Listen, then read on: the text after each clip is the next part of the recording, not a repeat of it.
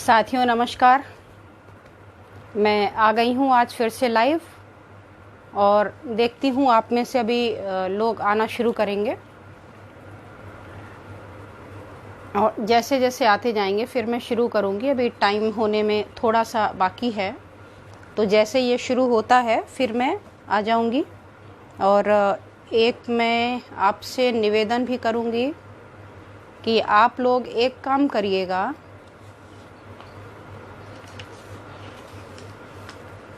जी अब मैं रेडी हो गई हूँ आपके पास आने के लिए सारी तैयारी के साथ में। जी सबसे पहले तो आपको बहुत बहुत धन्यवाद, बहुत बहुत शुक्रिया। क्योंकि आज मैंने 12 बजे तक एक बारी मैं इसको निकालती हूँ। ये भी एक बड़ा रहस्य है कि इन दिनों मेरा चश्मा उतर रहा है शायद, तो इसलिए इसकी ज़रूरत नहीं पड़ रही, मुझे मुश्किल हो रही है लगाने, मुझे दिख नहीं रहा थोड़ा, तो ऐसे काम चलाना पड़ेगा आपको। हाँ, मैं बोल रही थी कि आप लोगों को बहुत बहुत शुक्रिया, बहुत बहुत धन्यवाद। क्यों 1781 व्यूअर्स थे हमारे कल की वीडियो के दिन में 12 बजे तक। 70 लोगों ने शेयर किया, जिन्होंने शेयर किया उनको भी बहुत बहुत दिल से धन्यवाद। 441 कमेंट्स आए 12 बजे तक का मैं बता रही हूँ, इसके लिए भी आप लोगों को बहुत बहुत बहुत ज़्यादा धन्यवाद। अब इसके बाद मैं दूसरी बात बोलने जा रही हूँ जो शायद आप लोगों को थोड़ी सी कम अच्छी लगेगी, लेकिन कहना पड़ेगा, ये मेरी मजबूरी हो गई है। 68 कॉल्स 12 बजे तक की बात कर रही हूँ, उसके बाद मैंने काउंट करना छोड़ दिया कि जब से वीडियो गई है मेरी तब से और अब तक में आपने हमें 68 कॉल्स किए हैं। 500 प्लस व्हाट्सएप आए हैं मेरे पास। मैसेंजर का तो मैं नाम ही नहीं लूँगी, कितने आ गए। टेक्स्ट मैसेज मैंने काउंट ही नहीं किया।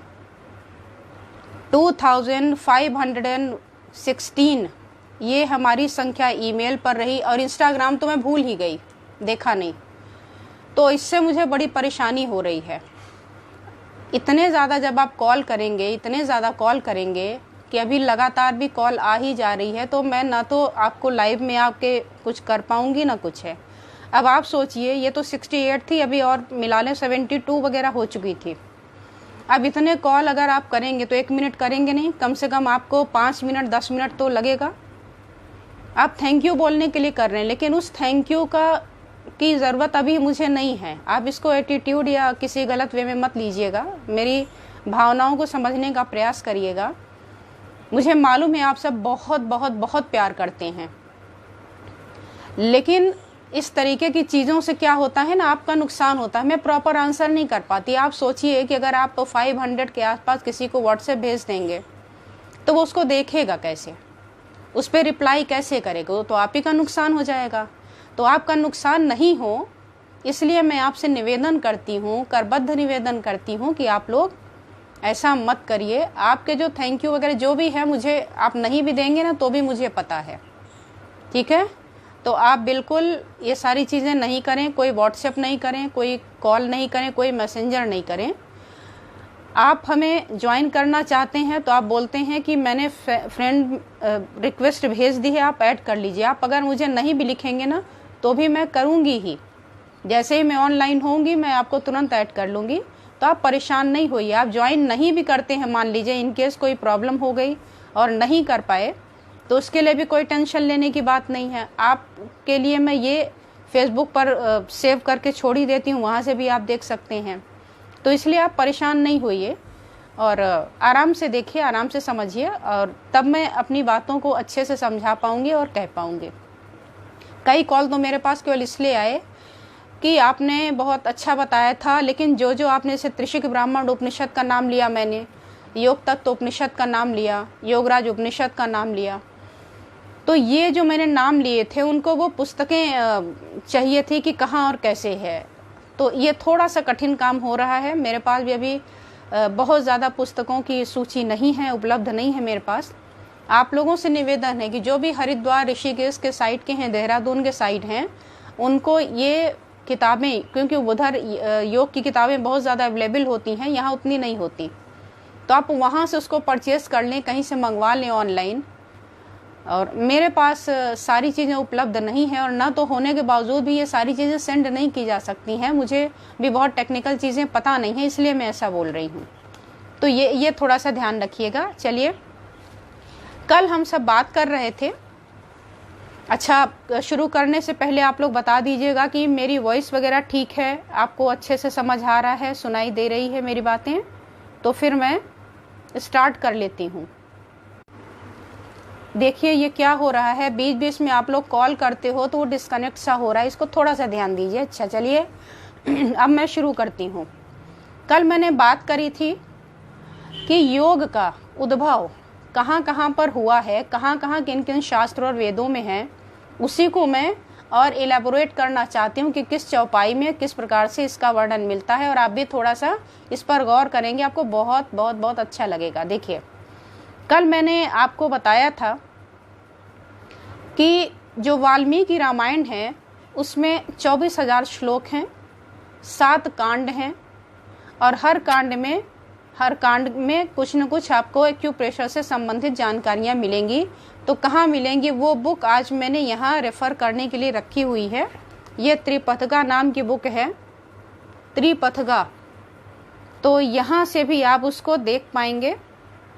ये मेरे पास सामने खुली हुई है। जो चीज़ें मैं बता रही थी वो कहाँ से कैसे ली हैं, इसके रेफरेंस के लिए आज मैंने इसको चुना है।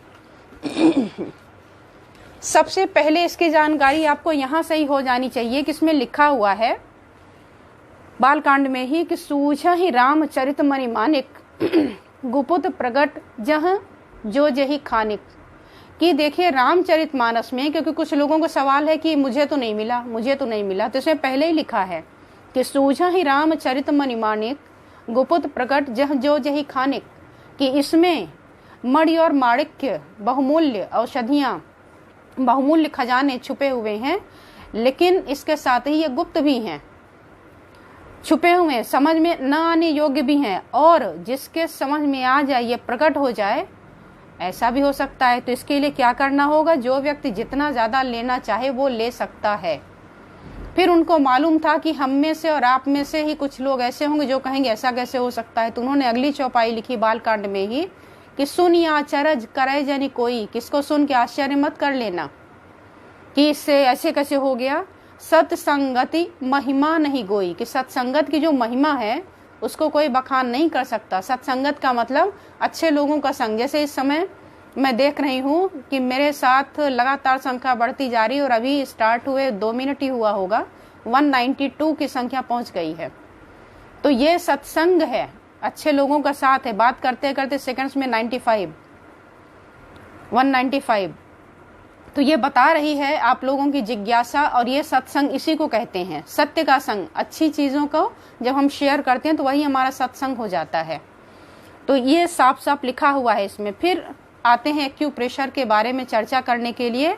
तो इसमें मिलता है सिय सुमंत्र भ्राता सहित कंद मूल फल खाए, ये अयोध्या कांड की चौपाई है। शयन कीन्ह रघुवंश मणि पाए पलोटत भाई, कि सीता जी, सुमंत्र जी जो उनके मंत्री थे, लक्ष्मण जी ये और श्री राम जी, ये सब कंद मूल फल वगैरह खाकर जब लेटते हैं तो श्री राम जी उनके चरणों की सेवा करते हैं। पैरों की, पूरे पैरों की नहीं, चरणों की सेवा करते हैं। चरणों की सेवा क्या होगी आगे कल मैंने बताया था लक्ष्मण जी के बारे में कि इनके पास में कितना नॉलेज था, कि उसी अयोध्या कांड में ही कुछ दूरी पर जाने पर मिलता है। हुमग लात तकी कुबर मारा, कि कुबड़ पे उन्होंने ध्यान दे करके, और कहीं नहीं, सही जगह पे नहीं, कुबड़ वाले स्थान पर उन्होंने पैर से प्रहार किया, और उसका परिणाम क्या हुआ, कुबड़ टूटे फूट कपारू, कि वो फूट गया और उनका कुबड़ भी गया, और जो थोड़ी बहुत चोट आई वो तो खैर ठीक थी। इसके बाद मैंने अहिल्या की जो बात करी थी वो भी आपको बालकांड में मिलेगा। गौतम नारी श्रापवश, शौकवश, श्राप को आप इंग्लिश में शौक कर लीजिए।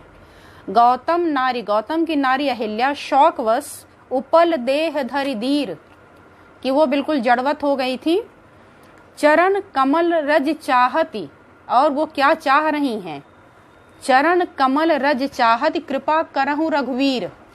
अब सुनिए कितना अच्छा प्रवचन है और प्रसंग है कि एक नारी की चाहना हो रही है। जब वो पत्थर है तो पत्थर में चाहत कैसी होगी, पत्थर में कोई चाहत होगी क्या, वो तो खुद ही जड़ है, वो क्या चाहेगा। तो ये स्पष्ट रूप से बताया जा रहा है कि उनका शरीर शिलावत हो गया था और वो पत्थर नहीं थी। और इसका वर्णन कल भी मैंने बताया था कि ये वर्णन आपको मिलता है वाल्मीकि रामायण में। रामचरितमानस में उतना स्पष्ट आपको नहीं मिलेगा क्योंकि थोड़ा सा भाषा का भी है। मैं आपको बताऊंगी कि भाषा के थोड़ा सा भी चेंज होने से कितना बड़ा आपको भ्रम हो सकता है। ये मैं कंप्लीट करके एक थोड़ा सा आपको उदाहरण देना पसंद करूंगी, आपको बहुत ही बेहतरीन लगेगा कि गौतम नारी श्रापवश उपल देह धरि धीर, चरण कमल रज चाहत कृपा करहु रघुवीर। रघुवीर से प्रार्थना है, लक्ष्मण भी थे, राम से प्रार्थना करी कि भाई आप हमारे जो है अपने चरण कमल को कुछ ऐसा करिए कि हमारे उस पर आ जाए और हमारा उद्धार हो जाए। फिर उन्होंने ऐसा किया। अब करने के बाद क्या हुआ, करने के बाद इसमें लिखा हुआ है उसी बालकांड में, परसद पद पावन, पैरों का जैसे ही उन पर स्पर्श हुआ है तो परसद पद पावन शोक नशावन, उनका शोक को शौक कर लीजिए, शौक नसावन प्रकट भई तपपुंज सही, वो तपपुंज तेज से जो प्रकाशित हो रही थी वो सही हो गई। अब ये बताइए, तपपुंज सही कह दिया, कोई भी पत्थर सही कैसे हो सकता है अगर वो पत्थर है। कल भी मैंने बताया था कि अगर नल नील में इतनी क्षमता थी तो पत्थरों से पूरा बना रहे थे सेतु को, तो पत्थर स्त्री पुरुष क्यों नहीं बने। अहिल्या नारी में ही ऐसी क्या खासियत थी कि उनको टच करते ही वो नारी में परिवर्तित हो गई। जंगल में एक ही पत्थर तो नहीं थे, बहुत सारे पत्थर थे, तो एक ही पत्थर में क्या खासियत थी कि वो नारी में परिवर्तित हो सकती थी। तो ये सारे सिंबॉलिक हैं, ये मैं आपको इशारे में जैसा लिखा हुआ है वो और जो मुझे समझ में आया अपनी मति के हिसाब से बता रही हूँ। इसमें किसी की भावनाओं को ठेस पहुँचने का मेरे ख्याल से कोई ऐसा चीज़ नहीं होना चाहिए। एनीवे आगे आइएगा। तृणधरि ओट कहत वैदेही, सुमिर अवधपति परम स्नेही, कि हे रावण तू अवधपति को सुमिर और ध्यान दर। तृणधरि ओट कहत वैदेही, अब ध्यान दीजिए जरा, इस समय रामायण चल रही है दूरदर्शन पर, आप लोगों ने भी देखा होगा। जब आप लोगों ने देखा है तो एक चीज देखा होगा कि अशोक वाटिका के पास में सीता जी बैठी हुई हैं। अशोक वाटिका, अशोक का वृक्ष है वहां और काफी मोटा है। तो जब कोई आपके पास आ रहा है और आप उसे छुपना चाहते हैं तो आप कहाँ छुपेंगे। सिंपल सी बात है कि वो जहाँ छुपेंगे, जो एरिया थोड़ा बड़ा होगा, तो वहां पर तो इतना बड़ा सा अशोक वाटिका रखा हुआ है, अशोक वृक्ष लगा हुआ है। तो अशोक का वृक्ष जो लगा हुआ है उसके रहते हुए सीता जी को तिनके की ओट का सहारा लेने की क्या आवश्यकता है भला। Please try to understand my thing, मेरी भावनाओं को समझे मैं क्या कहना चाह रही हूँ। तृणधरि ओट कहत वैदेही, क्यों भाई, अशोक वृक्ष इतना बड़ा सा है, मोटा सा है, उसके पीछे आप छुप के क्यों नहीं कर सकती। ओट का मतलब छिपना। तृणधरि, तिनके की ओट में, तिनके में हमारा ये मेरी उंगली काफी मोटी है, मैं छुप रही हूँ क्या, नहीं। अब वो एक तिनके से छुप रही हैं और वो ऐसा तिनका कि उसको देख करके रावण भाग जाता था। इतना बड़ा शक्तिशाली रावण उल्टे पांव भागता था, पता नहीं उसमें क्या था। तो मुझे जो मैं देखती थी तो मुझे क्या समझ में आता था, क्या फील होता, तो वो मैं बता रही हूँ। क्योंकि उसी के ठीक नेक्स्ट लाइन में इन्होंने लिखा था कि खल सुधि नहीं रघुवीर बान की, वो सिंबल पहले दिखाया तृण कि इसको देख लो, it is Sujok acupuncture needle. और इसको याद करो कि राम के पास में क्लासिकल वाली एक्यूपंक्चर की नीडल है, बड़ी वाली, वो मारेंगे तो क्या होगा। और उसको सोचते ही सुनते कि हाँ वो तो मर्मज्ञ हैं, वो पीछे खिसक जाता रहा होगा। ये मेरी कल्पना है। फिर इसमें मैंने एक बताया था लंका कांड की चौपाई, बड़ भागी अंगद हनुमाना चरण कमल चांपत विधि नाना। पैरों को दबा रहे हैं, क्यों दबा रहे हैं भाई। आप कहेंगे कि उन थक गए होंगे ना इसलिए दबा रहे हैं। तो मैंने दूरदर्शन के एक एपिसोड में देखा था, क्या देखा कि बाली और सुग्रीव में युद्ध चल रहा है, और जब इनको लड़ना होता है, देखिए आप लोगों के कमेंट आ रहे हैं तो मेरा ध्यान उधर चला जा रहा है। आप लोग चाहे तो कमेंट ना करें, कमेंट तो बाद में भी किया जा सकता है, मेरा ध्यान उधर हो जा रहा है। बाली और सुग्रीव इनका युद्ध चल रहा है। जब इनका युद्ध चल रहा था तो मैंने देखा कि सुग्रीव बुरी तरीके से घायल हो गए, उनको काफ़ी उन्होंने मारा बाली ने। उसके बाद वो आए तो उन्होंने राम के लिए कंप्लेन करी कि देखिए आपके रहते हमको इतनी चोट पहुंच गई, ये कोई अच्छा तरीका नहीं है आपका कि आपने मारा नहीं। बताया उन्होंने कि भाई हमें कन्फ्यूज़न हो गया, दोनों एक जैसे थे तो मैं कुछ नहीं कर पाया। लेकिन उसी समय एक और दृश्य आता है, हनुमान जी सुग्रीव के पास बैठे होते हैं और वो कह रहे हैं कि हमें बड़ा दर्द हो रहा, बड़ी चोट लगी है और अब हम कल इस स्थिति में नहीं है कि जा पाएंगे। राइट? अगर आप लोगों ने देखा होगा, निश्चित रूप से देखा ही होगा, नहीं तो मैं आपको बता रही हूँ कि मैंने 1-2 मिनट के लिए वहाँ बैठी थी तो ये सीन मुझे दिख गया था कोइंसिडेंटली। तो उन्होंने कहा कि भाई आज तो मुझे बहुत ज़्यादा मार पड़ी है, अब मैं कल युद्ध की स्थिति में हूँ नहीं। तो रामचंद्र जी ने मुस्कुराते हुए उनके कंधे पर हाथ रखा और हाथ रखते ही उनकी पीड़ा दूर हो गई। तो ये तो मत कहिएगा कि हाँ उनके पैर में दर्द था इसलिए ये मसाज चल रही थी, नहीं। जो दूसरों का दुख दूर करता है उसको कैसा दर्द होगा। तो ये सारी सिंबॉलिक हैं, इसको ध्यान से हम लोगों को समझने और सीखने की आवश्यकता होगी। तो ये सारी चीज़ आई। अब ये भी मैं अपने मन से नहीं कह रही हूँ, ये कहाँ प्रमाण मिलते हैं? वही सुग्रीव जिन्होंने देखा कि इनके कंधे के पास हमारा गॉल ब्लैडर 21 भी तो होता है, जो आपको क्या करता है, ये गॉल ब्लैडर 21 आपको रिलैक्स करता है। आपके बॉडी को रिलैक्स करना हो तो गॉल ब्लैडर 21 दवाई आपको अच्छा लगता है, बॉडी बैलेंस हो जाती है, अलाइनमेंट आपका बैलेंस हो जाता है।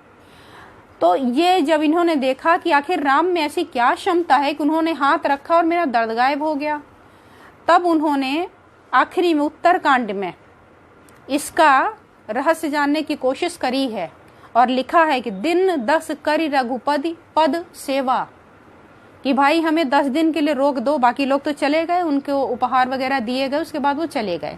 लेकिन यहाँ एक चौपाई मिलती है कि दिन 10 करी रघुपति पद सेवा, पुनि तव चरण देखियहु देवा, कि देखो पहले हमको राम जी के चरणों पर 10 दिन के लिए इंटर्नशिप का प्रोग्राम बनाने दीजिए।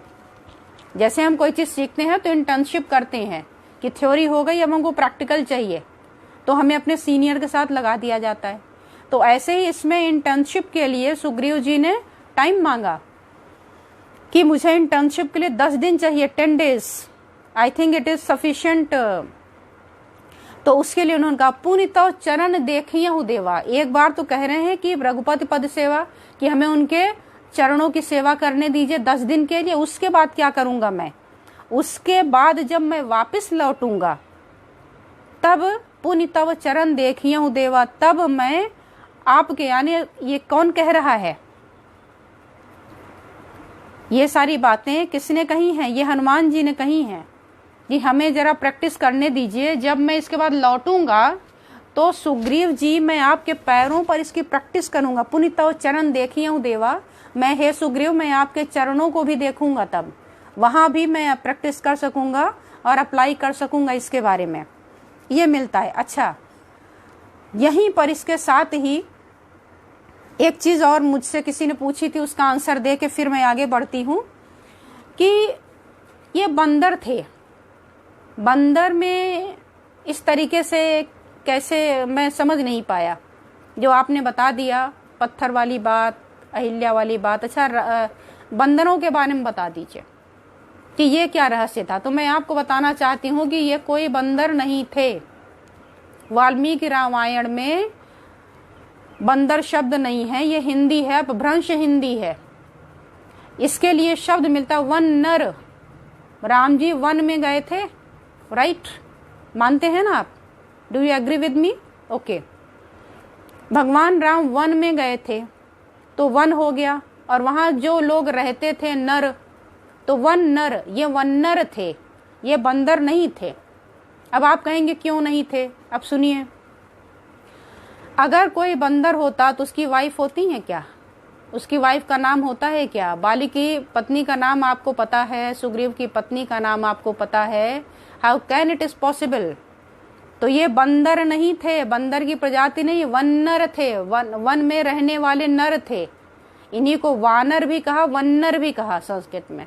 और आज भी हम वानर और वन्नर का प्रयोग तो करते हैं, लेकिन उसको बंदर बना दिया। तो थोड़ा सा उसको स्टाइलिश बनाने के लिए, थोड़ा सा इंटरेस्टिंग बनाने के लिए ये सारी चीजें हुई थी, ये ध्यान रहे। अच्छा, दूसरा देखिए, आपको ये बात थोड़ी कम हजम हो रही होगी, इसको मैं आज डाइजेस्ट भी करा के ही रहती हूँ। आप हमें ये बताएं, नल नील कौन थे? ये भी बंदर थे? आप कहेंगे हाँ। इनके माता पिता का नाम बताएंगे? विश्वकर्मा जी थे इनके पिता। आप बताइए, विश्वकर्मा जी बंदर थे या भगवान देवता थे? देवता थे। किसी भी मनुष्य का जो बच्चा होगा वो मनुष्य होगा या कुत्ता बिल्ली बंदर या कुछ और भी होगा? जाहिर सी बात है, मनुष्य का बच्चा मनुष्य ही होगा। तो विश्वकर्मा के बच्चे बंदर कैसे हो सकते हैं? तो नल और नील ये कौन थे? विश्वकर्मा के पुत्र थे। तो ये बातें आप जरा सा ध्यान दीजिए और इन चीज़ों को समझने की कोशिश करते रहिए। एनीवे, चलिए, इसमें हमें केवल एक्यूप्रेशर नहीं मिलता, रामचरितमानस निदान से भरा हुआ है, डायग्नोसिस भी है। अब डायग्नोसिस सुनिए। दैहिक भौतिक तापा राम राज काहू ही नहीं व्यापा, कि इसमें किसी को कोई रोग नहीं होता था किसी प्रकार का। क्यों नहीं होता था? लिखा था वर्णाश्रम, वंडरफुल थिंग, वर्णाश्रम निज निज धर्म निरत वेद पथ लोग। समझा देती हूँ, वर्णाश्रम अपने अपने वर्ण के अनुसार, मतलब जो जिस भी आप कम्युनिटी के हैं, कम्युनिटी का मतलब यहाँ उससे नहीं है, आपकी कास्ट से, जिस कम्युनिटी में आप रहते हैं, जिस एरिया में आप रहते हैं, या जो आप काम करते, जिस वर्क फील्ड में रहते हैं, उसके हिसाब से आप काम करिए। लिखा है दैहिक वर्णाश्रम निज निज धर्म, अपने अपने धर्म के अनुसार। अगर आप क्लर्क हैं तो आपका जो धर्म है वो अलग, आप डॉक्टर हैं, आपका धर्म सेवा करना है, वो आपका धर्म हो गया। तो वर्णाश्रम निज निज धर्म निरत वेद पथ लोग, और आप अपने अपने पथ पर चलते रहिए, वॉक करते रहिए। You want to walk, if you want to, आप ऐसा करें, कमेंट बंद कर दें। मेरा ये जो ब्रेन है ना बहुत डाइवर्ट हो जा रहा है, देख के मैं ट्रैक से हट रही हूँ। बाद में कर लीजिएगा, बाद में भी आप करेंगे तो भी मुझे दिख जाएगा, ऐसे भी दिख रहा है। मैं ट्रैक से हट जाती हूँ, कुछ भी आता है ना, डिस्ट्रैक्शन होता है थोड़ा। एनीवे, वर्णाश्रम निज धर्म रथ निरत वेद पथ लोग, चलहि सदा पावहि सुखहि नहीं भय शोक न रोग, उत्तर कांड में है। अब मैं चौपाई की संख्या जान के नहीं बता रही, इसलिए नहीं बता रही हूँ कि अगर मैं बता दूंगी तो आपको राहत मिल जाएगी। मैं आपको राहत नहीं लेने दूंगी। अगर आप मेरा टाइम खराब करेंगे तो मैं भी आपका टाइम खराब करूंगी, थोड़ी तो मेहनत करवाऊंगी मैं। तो ध्यान रखिए कि आपको ये चौपाई उत्तरकांड से निकाल लेनी है। और आपको अगर कहें कि हमारे पास नहीं है, कोई बात नहीं, गूगल में एक शब्द टाइप करेंगे, वो पूरा निकाल के आपको दे देगा संख्या सहित। तो उन्होंने यहाँ वॉक करने की भी सलाह दी थी कि आप चलते फिरते रहिए, वॉक करते रहिए, तो आपको बड़ी राहत मिलेगी। अच्छा, उसका परिणाम क्या होगा? अल्प मृत्यु नहीं कवन्यू पीरा। कहा ना तो आपको अल्प मृत्यु होगी, कम समय में मौत होगी, और ना तो कहीं कोई शरीर में कष्ट होगा, क्योंकि ब्लड सर्कुलेशन आपका अच्छा खासा बना रहेगा। और आजकल हम क्या करते हैं, केवल बैठ के काम करते हैं, चेयर पे काम करते हैं, इसीलिए कम उम्र में हार्ट अटैक्स वगैरह भी होते हैं, ये भी आप सबको पता है। अब इन्होंने लिखा कि हमें रोग शोक ये क्यों होते, केवल वॉक से होते हैं? तो बोला नहीं, उत्तरकांड में ही लिखा है कि करहि पाप पावहि सुख भवरुज शोक वियोग। अब आपने कहा, आपने सोचा होगा कि मैंने तो पाप किया नहीं। पाप किया है। कैसा पाप? पाप की परिभाषा शास्त्रों में बताई गई है कि जो काम नहीं करना चाहिए, अगर वो काम आप करते हैं तो वो पाप है। जैसे सोना चाहिए हमें रात में 9-10 बजे, सुबह 4 बजे उठ जाना चाहिए, वो धर्म है, वो अच्छा है। अगर आप ऐसा नहीं करते हैं, आप पूरी रात जगते हैं और दिन में सोते हैं, तो ये पाप हो गया। निद्रा संबंधी पाप की गिनती हुई है शास्त्रों में। आहार संबंधी पाप, जब खाना चाहिए तब हमने नहीं खाया, जो खाना चाहिए वो हमने नहीं खाया, जो नहीं खाना चाहिए वो हमने खाया और उससे शरीर बीमार हुआ तो वो हुआ पाप। तो आहार संबंधी पाप होते हैं, विहार संबंधी पाप होते हैं, निद्रा संबंधी पाप होते हैं। 3 प्रकार के पापों की चर्चा शास्त्रों में विधिवत की गई है। तो उसी को यहाँ लिखा है कि करहि पाप पावहि तो भव शोक वियोग, कि जो भी ऐसा करेगा उसको वो दुखी होगा, उसको परेशानी होगी। क्या होगा? और कहा सबसे बड़ी बात, ये लोग अनजाने में क्या करते हैं, पाप तो कर लेते हैं और पता ही नहीं होता कि हम क्या कर रहे हैं। अब जब ऐसा हो जाएगा तो क्या करेंगे? सो परत्र दुख पावई सिर धुन धुनि पछताए। जब हमें रोग हो जाएगा ना तो सिर पीट पीट के रोते हैं। और इसके बाद काल ही कर्म ही ईश्वर ही मिथ्या दोष लगाए। मिथ्या का मतलब उल्टा। तो काल को, समय को हम कहते हैं हमारा तो समय ही खराब चल रहा है, कोई हमें समझो, please try to understand my problem, कि मुझे क्या हुआ है। मेरे तो कर्म खराब हैं, औरों के देखो ये करते हैं उनको कुछ नहीं होता, सबको होता है। समय का केवल इंतजार करना होता है, किसी को आज होगा किसी को कल होगा। तो इसमें लिखा कि काल ही, फिर कर्म को दोष देते, हमारे तो कर्म फूट गए, हमारे तो कर्म अच्छे नहीं है, नहीं तो हम तो ऐसा कर लेते नहीं। और इससे भी अगर हम ज्यादा ऊंचा उठे तो भगवान को भी नहीं छोड़ते, कहते हैं भगवान ही हमसे रूठ गया। आपको भगवान ने कहा था कि आप पालक पनीर खाइए।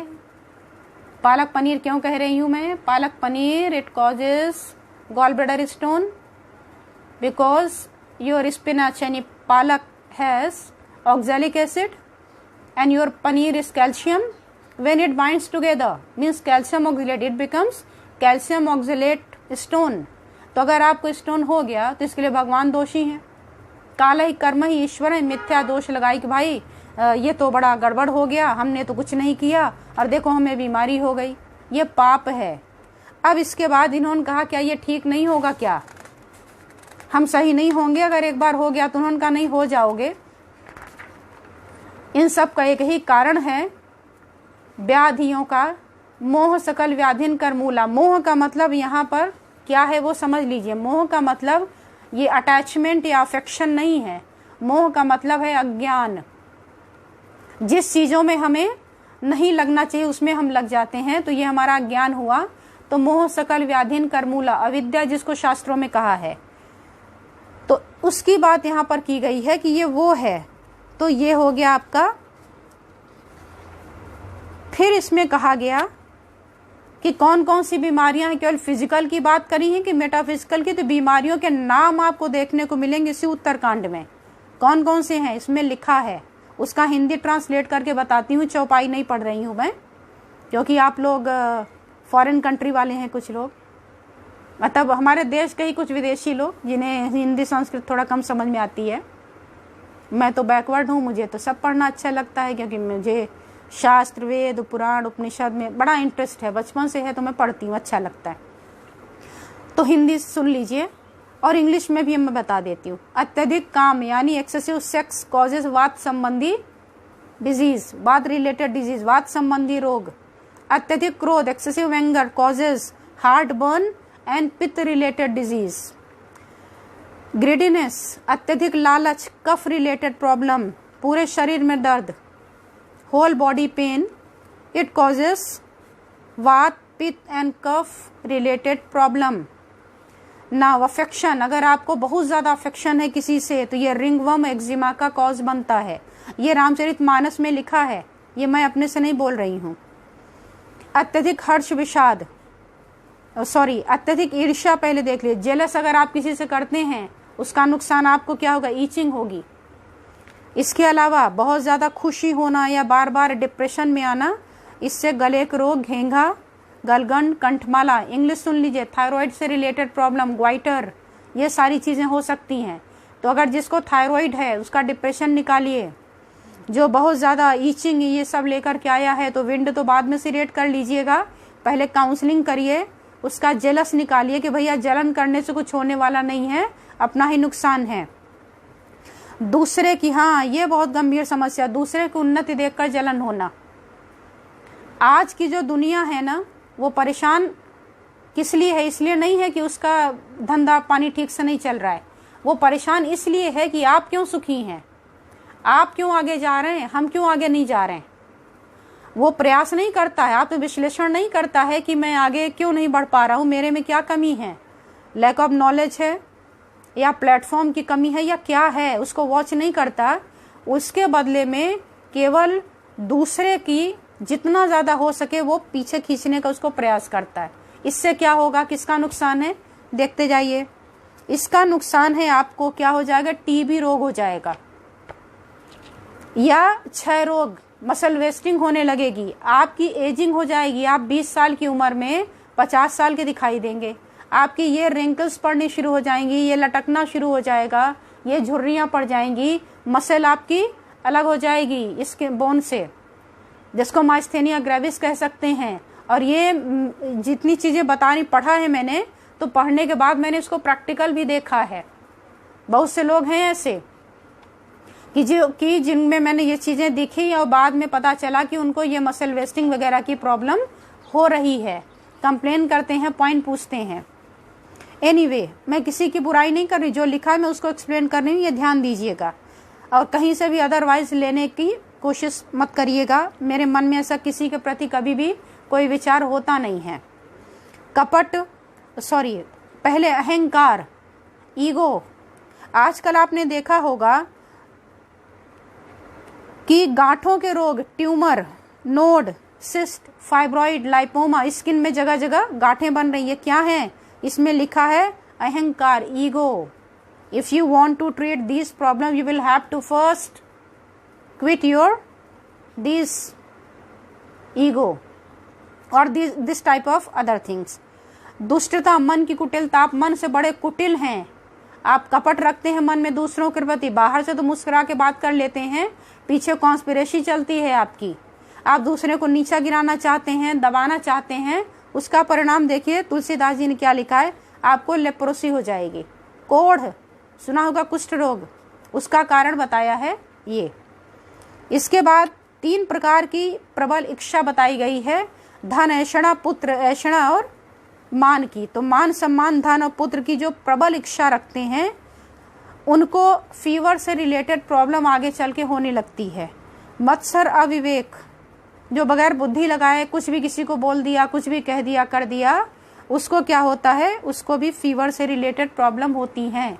फिर अब इसके बाद इन्होंने ऐसा कह के बंद किया, कहा साइकोसोमैटिक डिसऑर्डर का यही है। अच्छा, इसके बारे में एक बात और बता दी इन्होंने, कहा कि सुनो, एहविद सकल जीव जग रोगी, इस तरीके से सभी रोगी हैं, शोक, हरसमय, प्रीति वियोगी, कि इस प्रकार संसार ही विभिन्न रोगों से ग्रसित है। ठीक है, कोई चौपाई छूट न जाए, इसीलिए आज मैं ये बुक सामने रख के आपको बता रही हूँ कि कहाँ कहाँ मिलेगा। फिर इसके बाद इन्होंने कहा कि देखो, ये जितनी बनाई है ये एंड नहीं है, और भी रोग हैं। कहा कि मानस रोग कछुक में गाए, कि ये जो मानस रोग हैं, साइकोलॉजिकल डिसऑर्डर्स जो मैंने आपको बताए हैं, ये थोड़े से हैं, ये थोड़े ही मैं आपको बता पा रहा हूँ। हाँ ही सबके हैं, सबके लखी बिरलन पाए, कि हैं थोड़े से, लेकिन ये जो हमने थोड़े से गाए हैं इसमें भी इसकी विशेषता क्या है कि सबके पास है ये रोग, लेकिन बिरले लोग ही इसको देख पाते हैं कि हाँ, मैं अहंकार से पीड़ित हूँ, हाँ मुझे क्रोध बहुत आता है, ये मेरे स्वास्थ्य के लिए हानिकारक है, हाँ मुझे ये ईगो की समस्या है, या मैं दूसरों से कपट रखता हूँ, मैं दुष्ट हूँ। कोई भी व्यक्ति अगर ऐसा सोच लेता है तो इसका मतलब है कि वो अपने आप को सुधार कर सकता है। Right, understand my point. फिर इसके बाद लिखा कि देखो, ये बहुत सारे हैं, जरूरी नहीं कि ये सारी बीमारियां सबको हों, एक बहुत है मारने के लिए आपको। तो लिखा है, एक व्याधि बस नर मरही ऐ असाद बहु व्याधि, कि इस तरीके से बहुत सी व्याधियां हैं जो आपको मारने का काम करती हैं। 1 मिनट बस।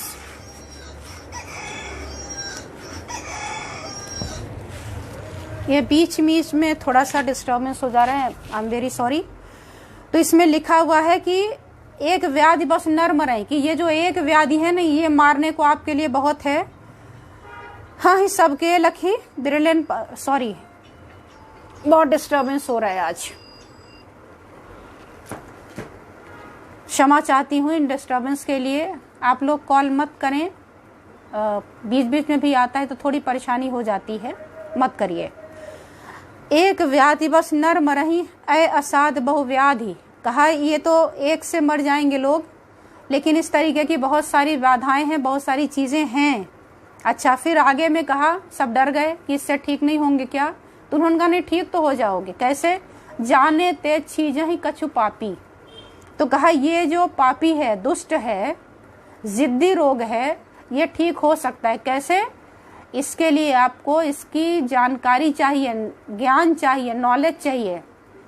फिर कहा कि कैसे नॉलेज मिलेगी? तो कहा सदगुरु वैद वचन विश्वासा, की आप सदगुरु के पास जाइए, वो आपकी शंका का समाधान करेंगे। तो सदगुरु का माने कौन? आपके जो संत महात्मा तपस्या करते हैं वहां नहीं, सदगुरु के लिए देखिए गुरु, आचार्य और शिक्षक, उपाध्याय, ये सब अलग अलग होते हैं। तो जो गुरु होता है ना, वो मैं एक्सप्लेन कर देती हूँ इसको कि हर तरीके के वहाँ पर शिक्षकों की, गुरु की चर्चा हुई है। गुरु का पद सबसे बड़ा होता है। गुरु की परिभाषा बताई गई है कि गुरु वह होता है जो अपने गुरुकुल में रख करके बच्चे को पढ़ाता है, निःशुल्क पढ़ाता है, निस्वार्थ पढ़ाता है। सारे वेदों का, उपनिषदों का, शास्त्रों का अध्ययन वो फ्री ऑफ कॉस्ट कराता है, वो गुरु है। उसके बाद आपके शिक्षक आते हैं, आचार्य आते हैं, ये वो होते हैं वेदों का पाठ, शास्त्रों का, ये सारी चीज कराते हैं। मतलब हायर लेवल के जो उपदेशक होते हैं, हायर एजुकेशन की जो स्टडी कराते हैं, जिनको प्रोफेसर और लेक्चरर आप कहते हैं, ये आपके डिग्री कॉलेज और यूनिवर्सिटीज में मिलते हैं। इनको कहा है आचार्य की श्रेणी दी है, और इनके लिए कहा है कि ये वो होते हैं जो अपनी जीविका चलाते हैं, इसी के माध्यम से अपना खर्चा चलाते हैं। तो ये थोड़ा बहुत पैसे ले करके आपको पढ़ाते हैं। ये उस समय की बात थी जब सब कुछ संपन्न था। आज के टाइम में चूंकि हमें सब कुछ मैनेज करना पड़ता है, तो उस हिसाब से पैसे वगैरह भी कम ज़्यादा लोग करते हैं। ये हो गया। फिर उन्होंने और नीचे के लेवल पे आकर के कहा कि बिजनेसमैन बन के कुछ लोग करते हैं, तो यहाँ पे शिक्षकों के लिए बिजनेसमैन बनने की सलाह नहीं दी गई है। तो सदगुरु वैद वचन विश्वासा की इतना ही मीनिंग है। चूंकि समय हो चला है, मुझे और भी कुछ बातें करनी, इसलिए इसको मैं समअप करूंगी। फिर लिखा है कि जब आप उस पर विश्वास कर लेंगे, उस पर फेथ करेंगे, तो क्या क्या चीजें होंगी? एहविद भले से रोग नसाही, आपके रोग, आपकी बीमारियां नष्ट हो जाएंगी। समय समाप्त हो चुका है, मैंने रामचरितमानस पूरा कर लिया है। इस थोड़ा सा बस अब मैं और बात करूंगी कि इसका जिक्र आता है महाभारत में। महाभारत 1,00,000 श्लोक वाला ग्रंथ है। इसमें 18 पर्व हैं। उस 18 पर्व में से एक जो पर्व है उसका नाम है भीष्म पर्व। समझ रहे हैं?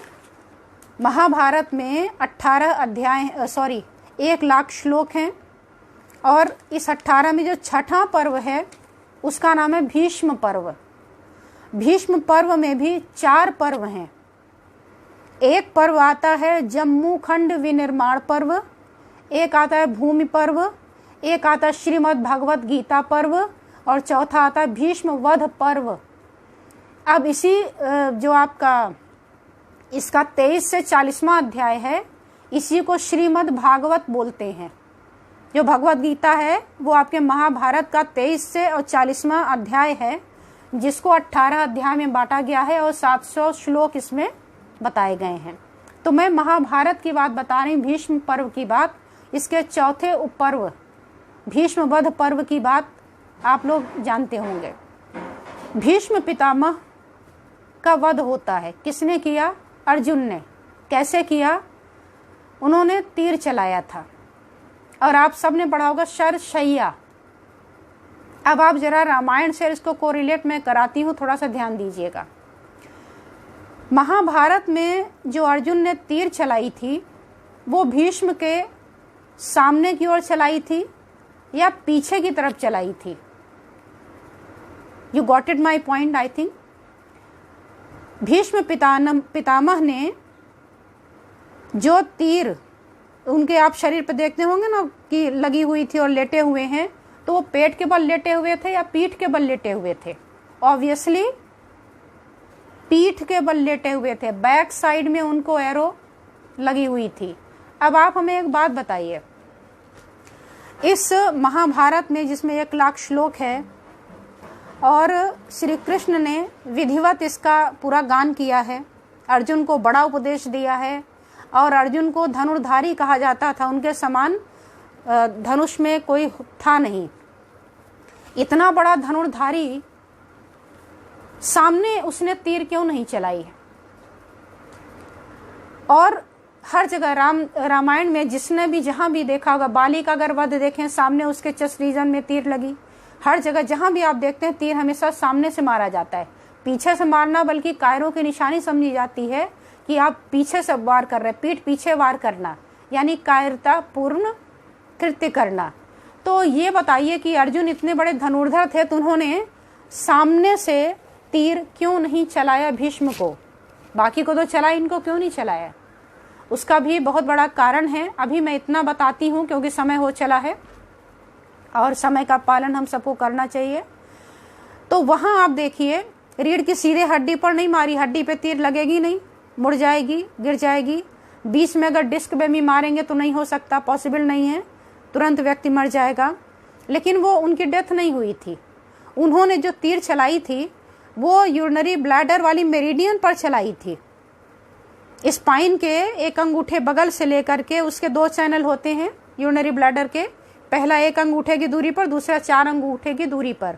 तो उन्होंने जो एरो की जाल बिछाई थी वो फर्स्ट रो में यूबी के और सेकंड रो में लगाई थी। जीवी चैनल को टच नहीं किया था, यूबी के फर्स्ट चैनल और सेकंड चैनल को टच किया था। ये यूबी का फर्स्ट चैनल क्या है? जो हमारे एक्यूप्रेशर के जानकार हैं वो अच्छे से समझ रहे होंगे कि यूरिनरी ब्लैडर का जो पहला चैनल है उसमें बैकशू पॉइंट होते हैं। बैकशू पॉइंट का मतलब ऑर्गन के फंक्शन को ठीक करने वाले पॉइंट। किसी को भला इतने तीर लगेंगे उसकी मृत्यु नहीं होगी क्या? उनकी तो नहीं हुई। क्यों नहीं हुई? क्योंकि उनके ऐसे पॉइंट पर तीर मारा ही नहीं गया था जिससे उनकी मौत होती। तो ये आप इसको समझ लीजिए कि ये भी बहुत बड़ा एक्यूपंक्चर का दृष्टांत है जो वहां पर मिलता है। अब आयुर्वेद में आ जाइए, जरा सा जल्दी बस समाप्त करूंगी मैं कि आयुर्वेद में भी इसका वर्णन मिलता है। अब आप सोचते होंगे आयुर्वेद तो जड़ी बूटी की चिकित्सा है, इसमें कैसे? तो Ayurveda it is composed of 2 word actually. It is upaveda, 5th upaveda, Atharvaveda का उपवेद, and it is composed of 2 word ayu and veda. Ayu means life, veda means knowledge. आयु का मतलब हो गया जीवन और वेद का मतलब होगा ज्ञान। जो जीवन से संबंधित ज्ञान दे उसका नाम आयुर्वेद। इसीलिए कहा गया हिताहितम सुखम दुखम आयुस्तस्य हिताहितम मानं चिच्चतम यत्रोक्तम आयुर्वेदः स उच्यते। कि आयुर्वेद क्या है?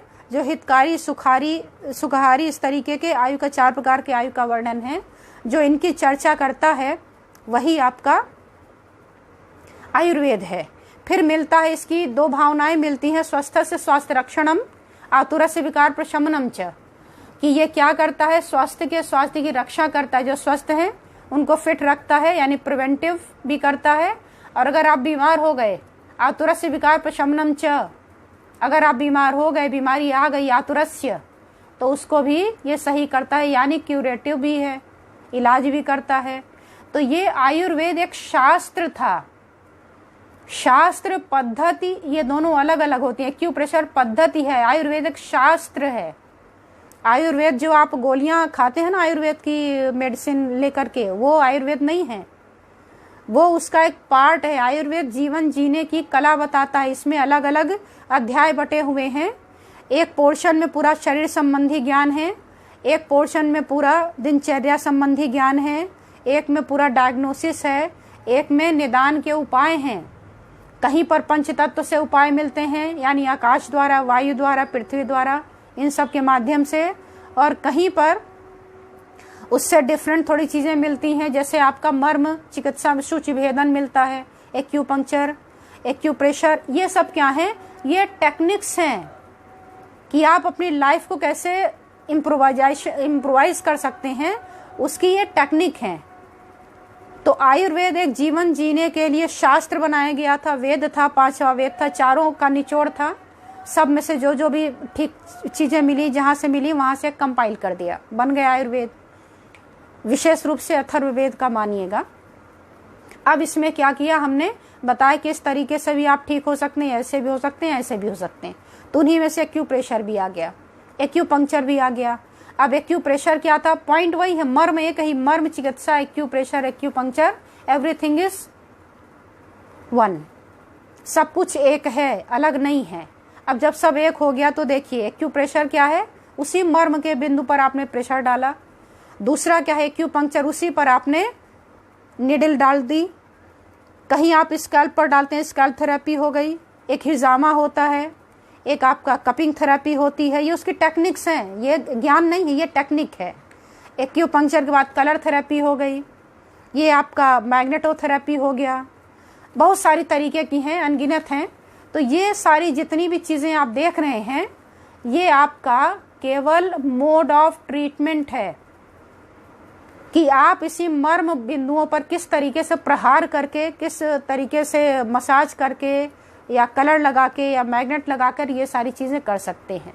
तो मैंने थोड़ा सा ज़्यादा समय आपका ले लिया, इसको कंप्लीट करने का था, इसलिए थोड़ा सा क्षमा चाहूँगी और आपसे फिर निवेदन करूँगी कि इस तरीके से आप कमेंट व्हाट्सएप पर या कॉल करके मत करें, क्योंकि इससे थोड़ा सा परेशानी होती है। बीच में जब मैं कनेक्ट हो रही हूँ उस समय भी बहुत ज़्यादा कॉल्स आ रही थी कि मैं कनेक्ट नहीं हो पा रहा हूँ या ऐसा है, तो वो बाद में आपको मिल ही जाती है, मत परेशान होया करिए। आप लोगों का प्यार, सहयोग, भावना देख कर के बहुत अच्छा लगता है। और देखा आज काफ़ी ज़्यादा लोग जुड़े हुए भी हैं, 300 से ऊपर की संख्या मुझे दिख रही थी कि काफ़ी लोग आए हुए हैं, मुझे बहुत अच्छा लग रहा है। आप लोग अपना सहयोग, प्यार इसी तरीके से बनाए रखें, हम सब मिल कर के। आज मैंने कोशिश करी अग्रवाल सर के भी वीडियो को देखने की, ज्वाइन नहीं हो पाई, विदिन 5 मिनट्स वो संख्या पूरी हो गई थी। तो वो भी इसी तरीके से हम सब जितने भी हैं, ये सब मिल करके केवल एक्यूप्रेशर का प्रमोशन कर रहे हैं। इस पद्धति को पूरे देश के एक एक कोने, एक एक गली मोहल्ले, घर तक पहुंचाना है और ये हम सब का कर्तव्य है। तो आशा है कि आपको आज का लाइव भी पसंद आया होगा। अब मैं आपको मित्रों कल लाइव पर अभी नहीं मिलूंगी, क्योंकि बहुत परेशानी हो रही है मुझे। आप लोगों का प्यार मैं इसको डिनाई नहीं कर रही हूँ, लेकिन उससे थोड़ा सा डाइवर्ट हो जा रहा है। तो कल मैं आप लोगों से लाइव नहीं जुड़ पाऊंगी, इसके लिए क्षमा चाहती हूँ। कोशिश करूँगी, अभी थोड़ा सा मुझे टाइम चाहिए सोचने का कि मैं कब लाइव आ सकती हूँ। तो जब भी ऐसा होगा मैं आपको व्हाट्सएप पर फेसबुक पर अपडेट कर दूंगी कि मुझे कब आना है और कैसे आना है, और आप लोग उसी हिसाब से आ जाइएगा। और या तो आप एक काम कर सकते हैं कि यूट्यूब चैनल भी मैं रन करती हूँ, आप में से काफ़ी लोग उसके सब्सक्राइबर भी हैं, जानते भी हैं, एक्यूप्रेशर बाय अर्चना दुबे इस नाम से। तो आप इस पर जा करके वहाँ पर भी देख लेंगे, तो ये वीडियो मैं वहाँ भी शेयर कर देती हूँ, वहाँ भी आप देख सकते हैं, बाद में भी मिलेगी। तो आप लोग परेशान मत होया करिए, आराम से रिलैक्स करिए, ढंग से करिए। जितनी सहायता जैसे हो सकेगी समय समय पर मैं करने का पूरा प्रयास करूंगी। इसी के साथ मैं अपने लाइव को देती हूँ विराम। Thank you, thank you, thank you so much.